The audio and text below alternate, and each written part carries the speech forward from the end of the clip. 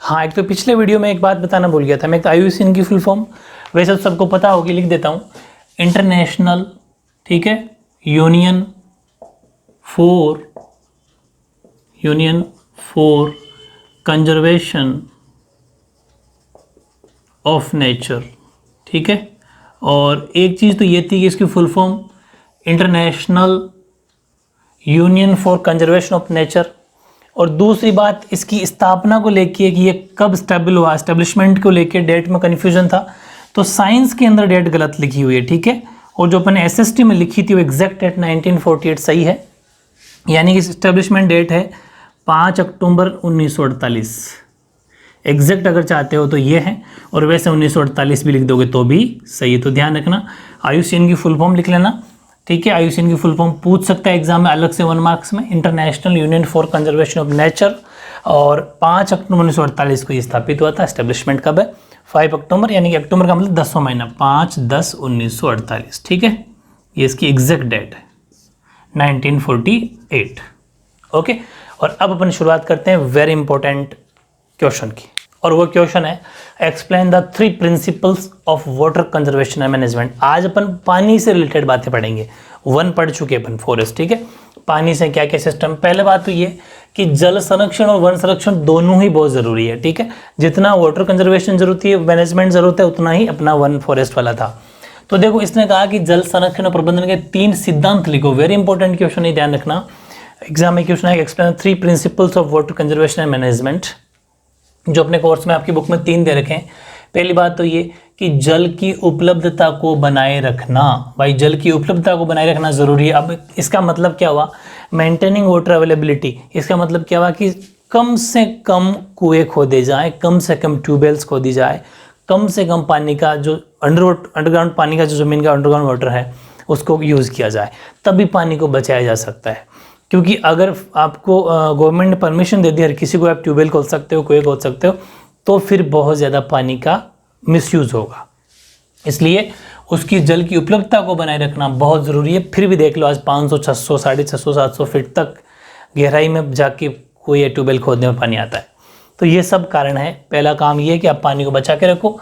दूसरा, पानी को गंदा होने से बचाओ, पानी को प्रदूषित होने से बचाओ, protecting water from getting polluted, ठीक है, ये 2 नंबर।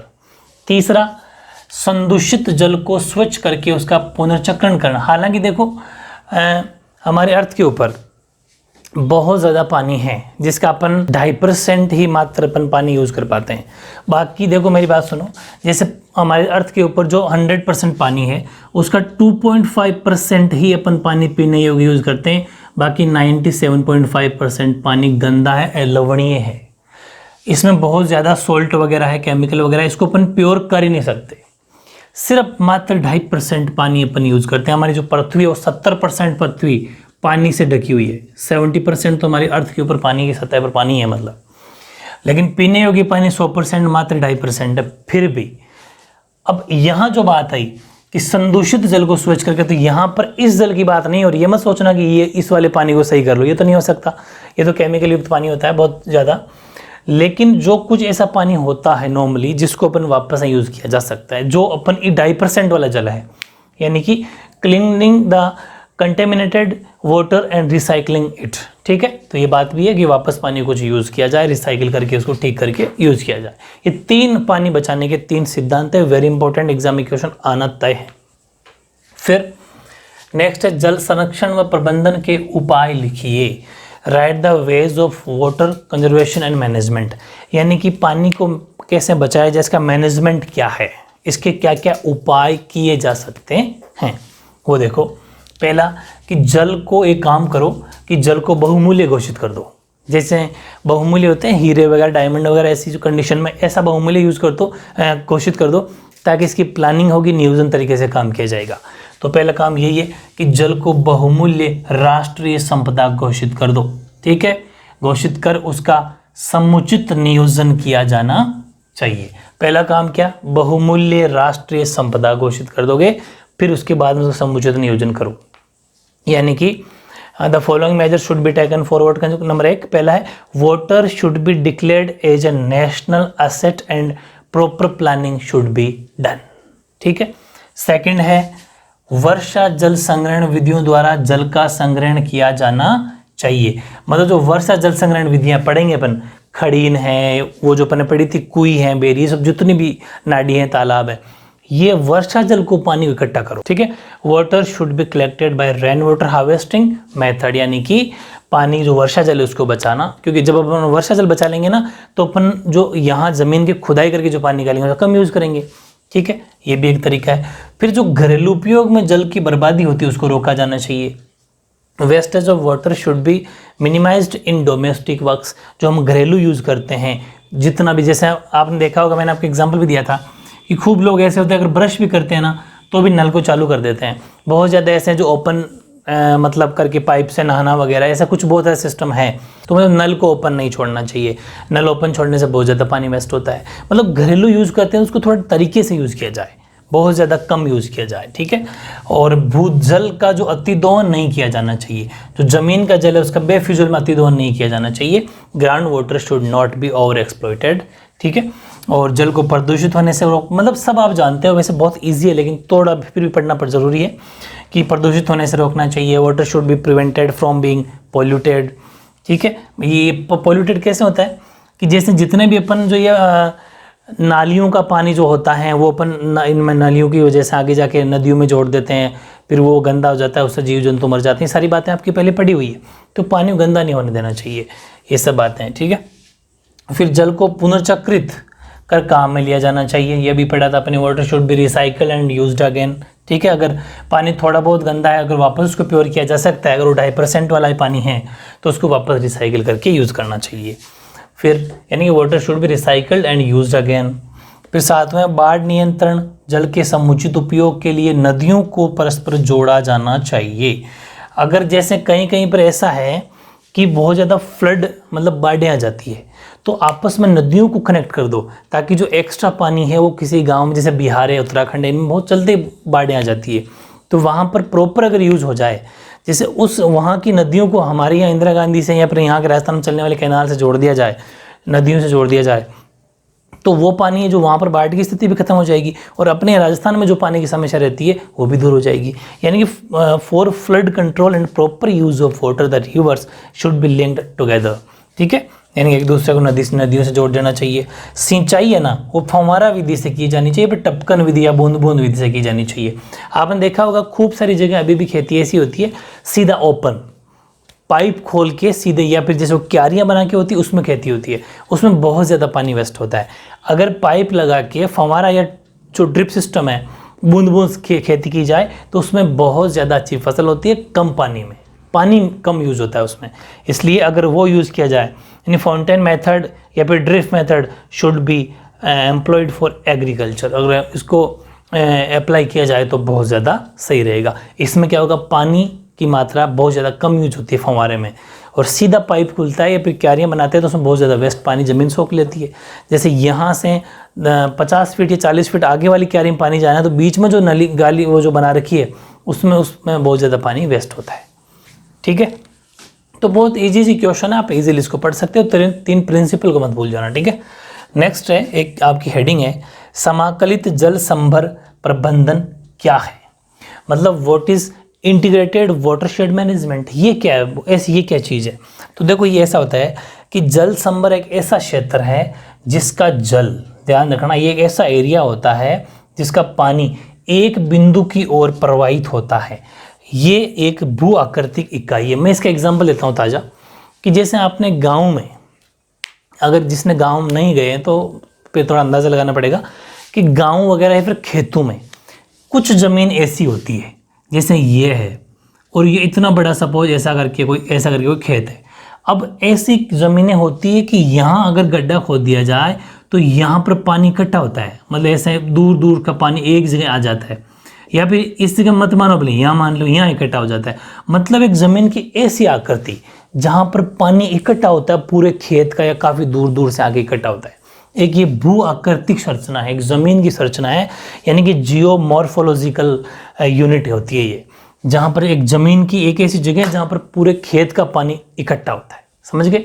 तो ऐसी कंडीशन में, जैसे देखा भी होगा आपने, गाँव के अंदर नालियाँ तालाब खोदे जाते हैं कि जहाँ पानी इकट्ठा होता है वहाँ पर गहरा गड्ढा खोद दिया जाता है। वो मनरेगा स्कीम से भी, नरेगा जो योजना चलती है उसके अकॉर्डिंग भी लोग यहाँ पर मजदूरी देते हैं।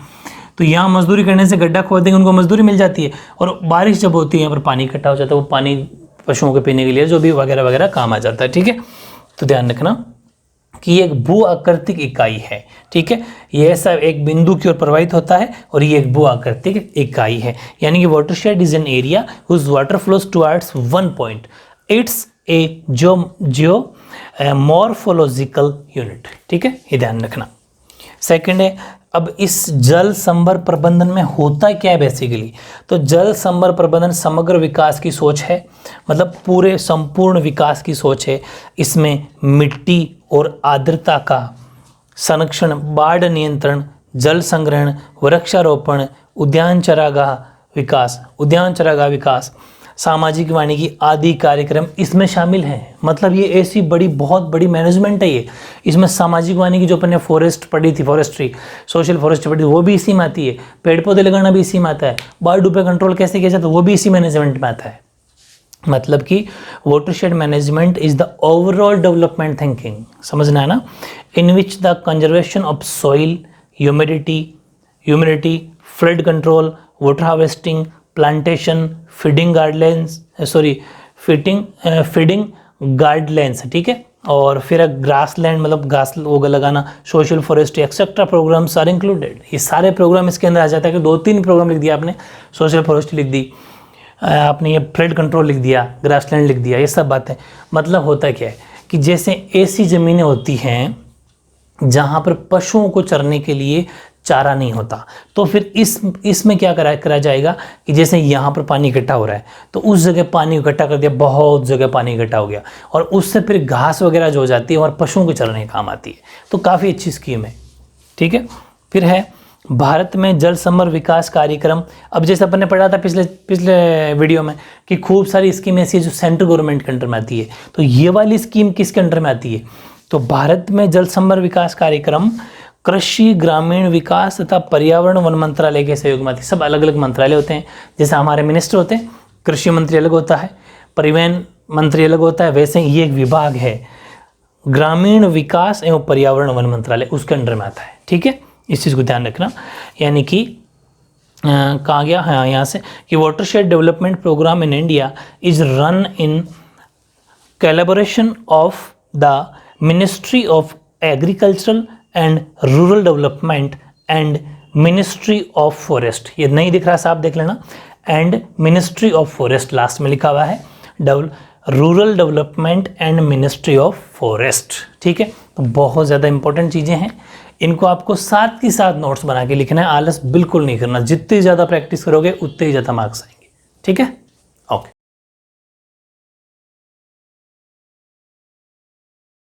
हाँ, तो नेक्स्ट क्वेश्चन देखो, ये चैप्टर आपको थोड़ी थोड़ी एसएसटी की याद दिलाएगा, है ना, काफ़ी इजी रहेगा। अच्छी बात है, क्या फ़र्क पड़ता है, एसएसटी में भी याद कर रहे हो, वही खड़ीन, पौंड, लेक, स्टेबल, टोबा, है ना, वही चीज़ इसमें थोड़ी सी लैंग्वेज का फ़र्क है। चाहो तो आप एज इट इज एसएसटी में जो लिख रखा है वो भी लिख सकते हो, ऐसी कोई बात नहीं है। ठीक है, लेकिन फिर भी अपन को पढ़ना है। रेन वाटर हार्वेस्टिंग क्या है, एग्जाम में क्वेश्चन आ जाए वर्षा जल संग्रहण, इसमें मतलब कैसा भी क्वेश्चन बनेगा ना इस हेडिंग से कि वर्षा जल संग्रहण क्या है, रेन वाटर हार्वेस्टिंग क्या है, या फिर इसमें क्या क्या आता है, या फिर पहले ट्रेडिशनल पुराने ज़माने में क्या क्या आता था, 1 मार्क्स में कोई क्वेश्चन आए तो। ठीक है, वैसे मैं जब मोस्ट इंपॉर्टेंट क्वेश्चन आपको लगाऊंगा तब और देख लेंगे, अभी आपको पूरी तैयारी करनी है। ठीक है ना, कोशिश करो। जैसे ये पहला है वर्षा जल संग्रहण, ये तो हेडिंग है, ये क्या करता है कि जो भूजल पुनर्भरण है उसका सबसे महत्वपूर्ण उपाय है। मतलब अगर आप बारिश के पानी को रोक लेते हो तो अपना जो ज़मीन का पानी है ना, जो नीचे चला गया, समझना है ना, उसको वापस अप करने में, मतलब भूजल ज़मीन के जल को, भू मतलब भूमि के जल को वापस भरने में, पुनर्भरण करने का सबसे बेस्ट मेथड है। Rain water harvesting is an important measure of ground water recharge. ठीक है, रिचार्ज का मतलब वापस है उसका पुनर्भरण करना, समझ गए।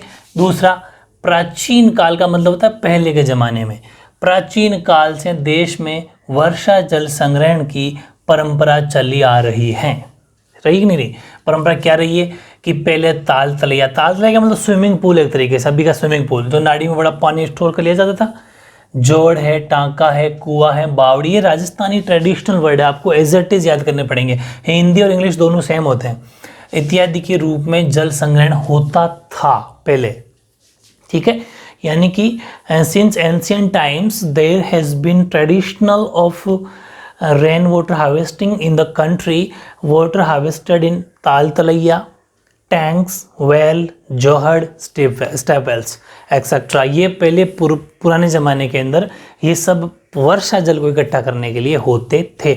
हालांकि गाँव में आज भी हैं, गाँव के अंदर ये सब चीज़ें आज भी बनी हुई हैं, जो कुछ लोग पानी अपने खेतों में इकट्ठा कर लेते हैं बारिश का, और वो जैसे पेड़ पौधों के लिए या फिर खुद के पीने के लिए भी पानी को काम में लेते हैं, ठीक है। नेक्स्ट है, ये वेरी इंपॉर्टेंट क्वेश्चन है जो एसएसटी में पढ़ा अपने, कि राजस्थान में पारंपरिक जल संग्रहण की विभिन्न पद्धतियों का वर्णन कीजिए।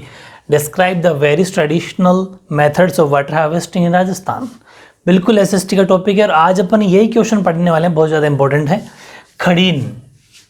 खड़ीन है पहली, मतलब खड़ीन मिट्टी का बना अस्थायी मतलब टेम्पररी तालाब होता है, जिसे किसी ढाल वाली, मतलब जैसे मिट्टी का ढाल है ना, उस ढाल वाली भूमि के नीचे निर्मित करते हैं।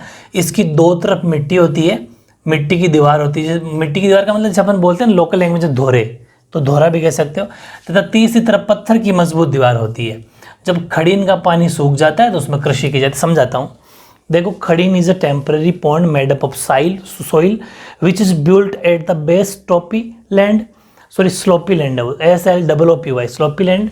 It had walls of soil on two sides, जमीन मिट्टी की दो तरफ दीवारें होती है, एक तरफ पक्की स्ट्रॉन्ग स्टोन वेल होती है, मजबूत पत्थर की दीवार होती है ऑन थर्ड साइड, ठीक है। और the khadin is cultivated when the water drive in it, drive का मतलब सूखना, ड्राइव इन इट, पूरी बात सुनो, वाटर ड्राइज इन इट, जब पानी सूख जाता है। देखो होता क्या है, खड़ीन ऐसी होती है कि दो तरफ दीवारें मिट्टी की और एक तरफ पत्थर की दीवार होती है, ठीक है। और एक तरफ वो जो आना जाना हो, वो जहाँ जिधर से पानी आएगा, पानी इकट्ठा हो गया, खड़ीन में पानी इकट्ठा हो गया बड़ा सा, जैसे आपने उस एसएसटी में डायग्राम भी देखा था। पानी इकट्ठा होने के बाद में वो खड़ीन भर जाती है, वो खड़ीन भरते ही नेक्स्ट खड़ीन में चल जाती है। वैसे अलग अलग पास पास में खड़ीनें बना रखी होती है, और ये जो खड़ीन क्या होगी, बहुत दूर दूर से इसमें पानी आता है। तो खड़ीन में जहाँ वो पानी आता है ना, वो ज़मीन की मिट्टी को, ऊपर की खाद को ले लेके आता है। तो जहाँ जहाँ से आता है वो जो पानी इकट्ठा होता है, वहाँ पर वो ज़मीन बहुत उपजाऊ होती है, बहुत फर्टाइल हो जाती है। अब जैसे ही वो खड़ीन, अच्छा ये ज़्यादा गहराई में नहीं होती, आप भी सोचो ना, ज़्यादा गहराई में नहीं होती। ज़्यादा गहराई में होगी तो फिर सूखेगी नहीं जल्दी से, तो ज़्यादा डेप्थ नहीं होती, अपने हिसाब 4-5 फुट 3-4 फुट इनकी डेप्थ होती है, गहराई होती है। फिर जैसे ही वो सूख जाएगी, वहाँ पर खेती जब करते हैं वो ज़बरदस्त खेती होती है, क्योंकि बहुत उपजाऊ मिट्टी होती है वो। फिर अगली खड़ीन पानी चल जाए, वो सूखने, ऐसे इस तरीके से खेती करने में सबसे बेस्ट ये खड़ीन मानी जाती है, ठीक है। और फिर सेकंड है अपना तालाब। तालाब का मतलब पॉन्ड। तो राजस्थान में वर्षा जल संग्रहण की प्राचीन पद्धतियों में तालाब भी प्रमुख है। अब तालाब है ना, पहले के ज़माने की बात कर रहे हैं अपन, अभी नहीं। पहले के ज़माने में स्विमिंग पूल वगैरह तालाब हुआ करते थे, पॉन्ड। ये लेडीज़ और जेंट्स यानी कि महिलाओं के लिए और पुरुषों के लिए अलग अलग नहाने के लिए तालाब हुआ करते थे, ठीक है। तो pond is the main ancient technique of storing of rain water in Rajasthan. There were separate for man and women. और बना किसका होता है, a well was made and the bottom of the pond commonly known as beri. इसके मतलब इसको इसकी एक तरफ कुआं बना होता था। चलो हिंदी बताता हूँ कि पुरुषों तथा स्त्रियों के नहाने के लिए अलग अलग बने होते थे। और तालाब की जो तलहटी होती है, जहाँ पर ऐसा मान लो कि जैसे ये तालाब है, तो तलहटी का मतलब जैसे यहाँ या तलहटी के अंदर नीचे तलहटी, यहाँ तलहटी नीचे, तलहटी का मतलब नीचे बेस में, ऊपर नहीं, नीचे बेस में, यहाँ तलहटी जहाँ होती है, तलहटी पर कुआं बना होता है, ठीक है। और जो कुआं बना होता था जिसे बेरी कहते हैं, लोकल लैंग्वेज अपन क्या बोलते हैं, बेरी। वो पानी क्या, वहाँ पर बहुत ज़्यादा पानी, जैसे काफ़ी सारा पानी हो गया तो वो काफ़ी गहरा होता था। बेरी तो काफ़ी गहरी होती है, वहाँ पानी इकट्ठा हो जाता बिल्कुल नीचे तल में। इस बात का ध्यान रखना है ना। उसको अपन कॉमनली नॉन एज बेरी बोलते हैं उसको अपन, ठीक है। फिर बात आती है राजस्थान में नेक्स्ट झील। लेक, तो राजस्थान में प्राकृतिक और कृत्रिम दोनों ही तरह की झीलें होती है। प्राकृतिक और कृत्रिम दोनों प्रकार की झीलें पाई जाती है। झीलों से रिसने वाला पानी इसके नीचे स्थित जल स्रोतों जैसे कि कुएं, बावड़ी, कुंड आदि जलस्तर बढ़ाने में सहायक होता है। यानी कि राजस्थान बहुत टाइप्स नेचुरल एंड आर्टिफिशियल, देखो कुछ तो झीलें अपन बनवाई अपन ने, वो भी अपन पढ़ चुके हैं, आपके कोर्स में आई थी। खूब सारे लेक्स हमारे राजा महाराजाओं ने, जैसे गंगा सिंह ने गंगनेर का निर्माण करवाया, वैसे खूब सारी ऐसी लेक्स हैं जो हमारे राजा महाराजाओं ने पानी के स्टोरेज के लिए, खेतीबाड़ी करने के लिए झीलों का निर्माण करवाया था।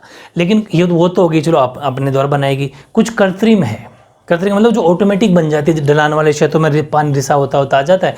और इसका बेनिफिट क्या है कि पानी रिसाव होता इन छोटे छोटे तालाब हैं, ये बेरी हैं, इनमें भर जाता है। भाई रिसाव करके पानी आएगा तो इनमें आ जाएगा, तो इनका वाटर लेवल अच्छा हो जाता है। तो ये बहुत हेल्पफुल रहते हैं इन चीज़ों में, ठीक है।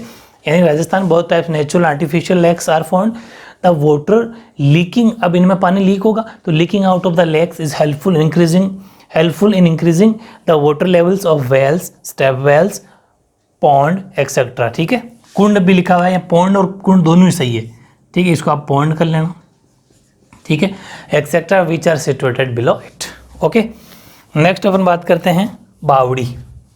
ये जल संचयन की पुरानी तकनीक है। बावड़ी में उतरने के लिए सीढ़ियाँ और तिबारे बने होते हैं। ये कलाकृतियों, ये अपन ने पहले पढ़ा भी था, राजस्थान बावड़ियों का शहर है, पढ़ा था ना, ये सारी बातें सिस्टम बता चुका।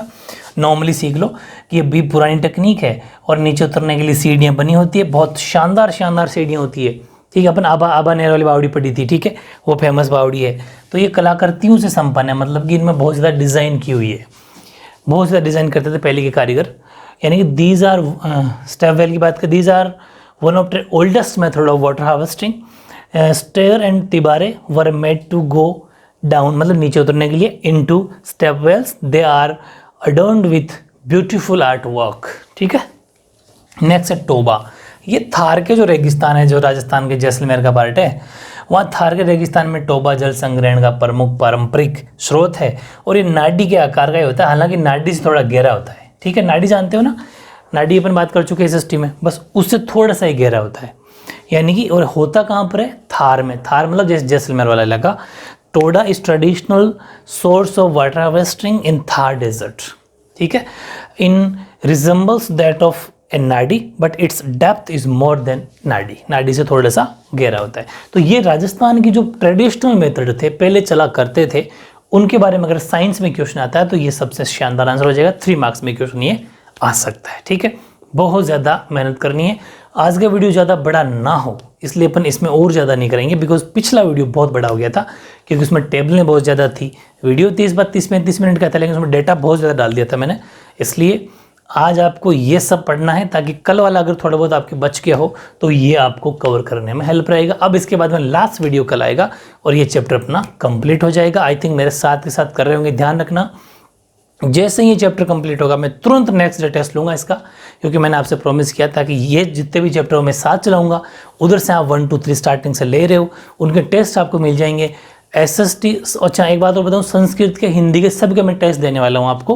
जैसे टाइम मिल जाए कल मैं हो सकता है संस्कृत के और चैप्टर डाल दूँ, हिंदी के भी 2-3 चैप्टर डाल दूँ, तो उनकी प्रैक्टिस ये एक आधा चैप्टर डाल दूँ, उनकी प्रैक्टिस आपको करनी है। क्योंकि देखो होता क्या है, आप जब टेस्ट बनाओगे तो उतना मज़ा नहीं आता, टेस्ट बनाए मिले प्रैक्टिस करने में ज़्यादा बेटर है। इसलिए मैं कोशिश आप ही के लिए कर रहा हूँ, क्योंकि मैंने आपसे जो प्रॉमिस किया है तो उसका आपको फ़ायदा आपको ज़्यादा लेना चाहिए, ठीक है। ओके।